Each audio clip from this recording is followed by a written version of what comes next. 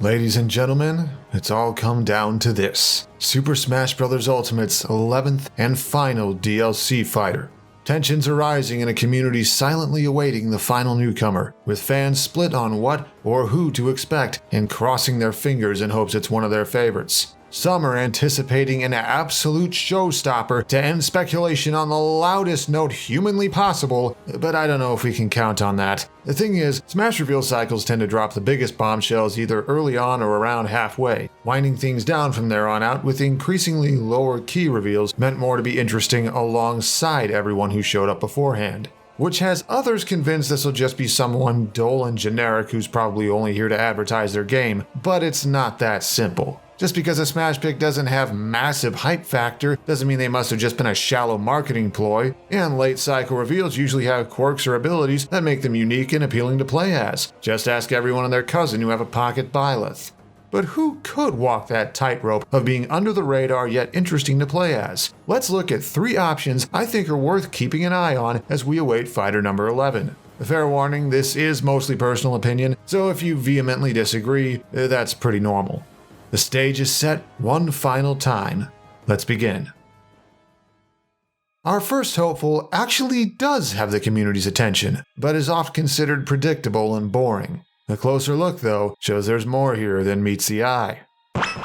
Divisive as they may be, Pokémon Sword and Shield are Nintendo's biggest recent titles to not have significant content in Ultimate yet. Nothing more than that Spirit event from late in the first Fighter's Pass that threw in a few of the earliest mons revealed. We are in a spot that has favored first-party characters from recent games in the past, and while opinions on Sword and Shield are mixed, the new mods themselves have been very well received.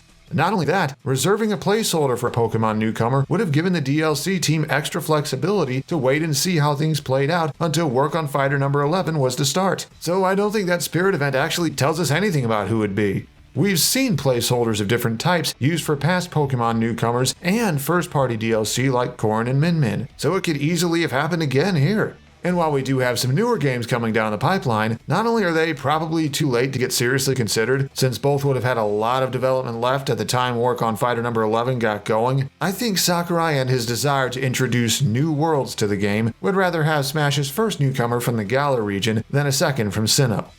Variety and flexibility are the Sword and Shield cast's greatest upside. There isn't one single option here, there are several. And we know the guys at the Pokemon Company give Sakurai multiple characters to choose from when he comes knocking, because that exact thing happened for Ultimate's base game. Any of Galar's starter Pokemon are viable choices, its flagship legendary pair could legitimately work in Smash for the first time ever, and there are a few dark horses beyond that. And each has their own unique set of abilities backed by the inherently extensive moveset potential of characters from an Eastern RPG. Like Rillaboom's plant-based powers and musical talents that bend nature to its will, Cinderace's footballer motifs and tendency to get literally fired up by a cheering crowd, Intellion's spy-like stealth and precise water snipes, Zacian and Zamazenta's natures as big-body heavyweight quadrupeds. There's so much potential here that I've designed full concepts for 3 of them already.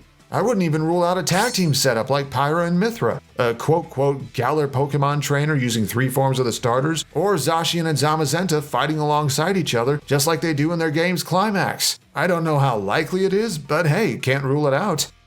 But it's not just the characters available here. Anyone from Sword and Shield would bring an interesting batch of content with them.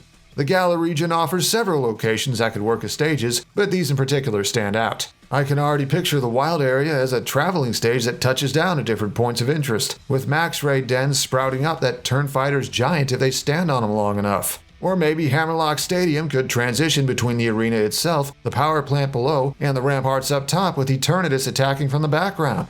We'd also get a spirit board featuring a bunch of Gen 8 Pokemon who weren't in the original event, letting the DLC team include fan favorites who didn't appear until later on or not until the DLC expansions. Then a set of Mii costumes could include outfits based on notable human characters or some of the mons who weren't chosen. Just mascot suits, of course, and no animals were harmed. And we can't forget music, especially not with some of the amazing tunes on offer. Can't you already hear the gym leader theme playing in tournaments? But if you're looking for a franchise that isn't present in Smash yet, we do have options for that, including someone with a very different origin than his peers. While we've had a few new IPs spring up since Ultimate's development began, most have had something get put in somehow, whether in the base game or the many post-release Spirit events. But Dragalia Lost hasn't seen anything so far, a fact that's raised some eyebrows, especially among the game's devoted fanbase. Since the lack of such a thing for three houses ended up foretelling Byleth getting in, it's left some wondering if Dragalia Lost's main character Yuden may be coming too. We haven't had a fighter yet who originates from a mobile title. In fact, the only mobile-related content in Ultimate at all is 2 remixes from Fire Emblem Heroes. So if Sakurai and all parties involved did want to put a greater spotlight on that aspect of Nintendo nowadays, Yuden is a prime candidate for it. Though the fact that he's from a mobile game also gives Yuden potential roadblocks. Dragalia Lost isn't available in significant parts of the world, including much of Europe. And the fact that the game is built around free-to-play gacha mechanics would draw controversy. Yuden's chances hinge on neither of those being deal breakers, but he has so much potential that I think he's worth keeping an eye on despite that. One of his upsides would be the aesthetics he'd bring along. Dragalia's upbeat, colorful art style, comic book-like visuals on attacks, and optimistic vibes despite how dark its plot can get could win over even the biggest haters of all things anime and sword-wielding. More importantly though, the key to Yuden's uniqueness is the fact that his game's signature mechanic would be built right into his moveset, the ability to transform into an all-powerful dragon to turn the tides of battle. It might sound similar to the shapeshifter we already have, but it functions much differently, reliant on a meter you build up by dealing damage and radically altering Yuden's abilities while he's transformed, making him a dominating force for as long as it lasts. He basically temporarily turns into a boss. It'd be a distinct momentum-based fighting style designed around actively attacking opponents to fill the dragon gauge, shifting when the time is right, then blowing opponents away while you have the advantage. And since you wouldn't get any meter from taking damage, because you don't in Dragalia, it wouldn't be like the often frustrating comeback mechanics we've seen on other DLC characters. If you want to see more, check out the concept I made for him too. But what content could Yuden bring with him? Since it'd be many Smash players' introductions to his game and world, it'd be kind of important.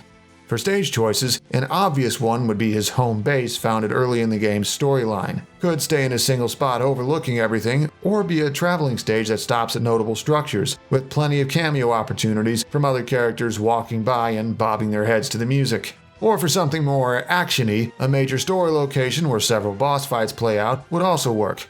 Yuden's spirit board would include several of his closest allies, adventurers and dragons alike, as well as a major figure or two in his game's world. Mii costumes could prove trickier. Maybe Yuden's twin sister Zethia could have a sword fighter costume that uses her staff as the sword, or maybe the boisterous Ranzel could be a brawler, because let's be honest, he's 100% the type to throw hands if the situation called for it. And some choice picks from Dragalia's soundtrack would complete the set, though I don't know how much would come with lyrics and how much would just be instrumental. Our last hopeful is a bit different than the previous ones, an option that isn't as new as the others, but could work perfectly as a backup plan. This one requires some explaining. The upcoming sequel to Breath of the Wild has been on many people's radars for over 2 years now, and it's very possible that Sakurai and the Smash devs had their eyes on it as well. I could see a scenario where they penciled in a placeholder for someone from the still unnamed follow-up, only for that to fall through after delays behind the scenes push the game back all the way to next year. What if, in that scenario, the Smash team chose to simply swap in a different Zelda newcomer? Breath of the Wild could absolutely pull off another wave of content with its massive open world and many memorable characters and locations, and it's so well regarded that I bet the community wouldn't even mind ending DLC that way, as much as any first party could get, with how much speculation nowadays fixates on AAA gaming icons and little else. And all 4 of the champions are fan favorites with their own standout abilities, enough that I wouldn't be surprised to see any of them take on the role of Ultimate's final DLC character.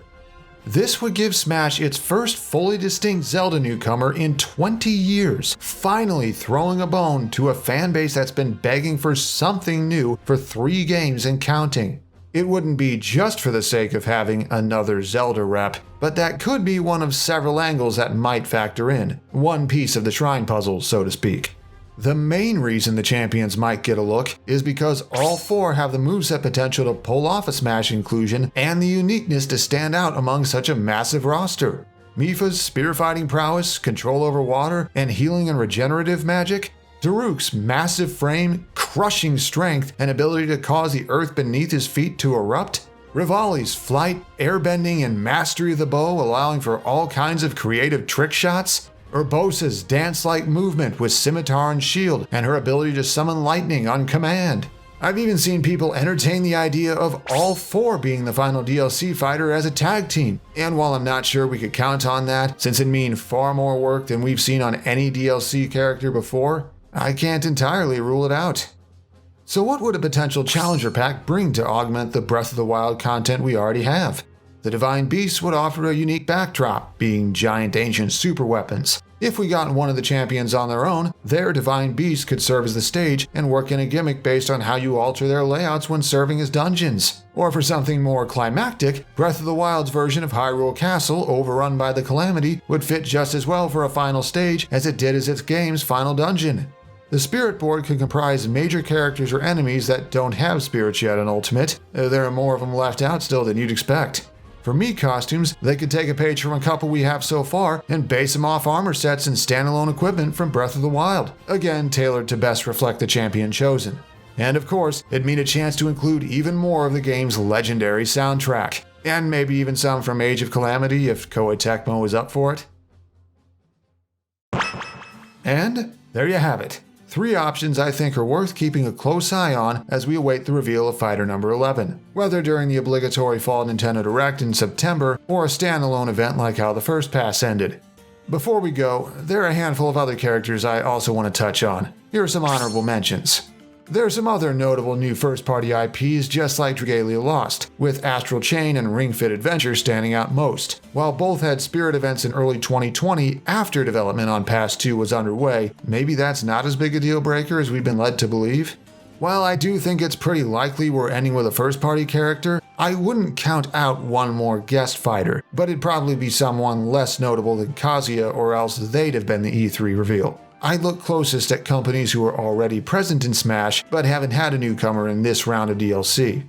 And while I wouldn't bet on them making an assist trophy into a playable character this late, if anyone could pull it off, it'd be the lean, mean, not green, not machine himself. We've seen this batch of DLC tie up a few loose ends already, and Waluigi could be one more.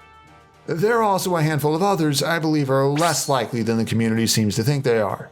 Characters from the 2 upcoming Pokemon titles, technically 3 I guess, are getting brought up as often as their 8th gen brethren lately, but I just don't see it. Smash avoids pulling newcomers from games that aren't at least almost done being developed at the time the decision is made. ARMS and Xenoblade 2 miss the base roster because of that. Even if these characters have been around for a while, stuff like exact design details, attack animations, locations that serve as stages, spirit art, and music would have still been subject to change, and risky to pull from at the time they decided who Fighter number 11 would be. Semi-related, I think Urshifu's chance has passed. The Isle of Armor DLC is over a year old now, a character from Sword and Shield's base game would still give the DLC expansions attention, and we just got a martial artist as Fighter number 10. Add the fact that the oft-suggested form-changing stance gimmick is something the species canonically cannot do, and it just doesn't add up. Shin Megami Tensei 5 may be a hot topic lately, but same as with the Sinnoh remakes and Legends, the timing just isn't right. Even if it's been in the works for a few years, the game isn't set to go gold until several months after work on Fighter number 11 started, meaning any content from it would have still been subject to late cycle changes that have left the Smash team with an incorrect adaptation with the material. It would have been too much of a risk. Finally, please don't buy into the talk of this having to end with the biggest hype reveal possible just for the sake of hype. Maybe there's a long shot chance, but the way Smash reveal cycles usually go, I wouldn't count on it. These newcomers are about more than just giving people a reveal trailer to freak out about for a couple weeks. 3.5 years of speculation and we're finally reaching the end. Emotions are going to run high upon the final reveal. A mix of surprise, confusion, unbridled rage, more than usual anyway, and even some relief that it's over. Expect a lot of hot takes and knee-jerk reactions, and try and keep a level head as best you can. Staying calm amidst the chaos won't be easy, but it'll leave us all better off once the dust is settled. Special thanks for this video to these people here. Thanks as well to my patrons for their continued support all this way. Couldn't do it without you guys. So, until next time, fingers crossed.